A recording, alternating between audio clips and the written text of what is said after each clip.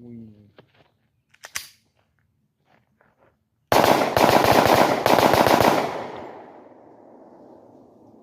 Got rid of that license plate right off the get.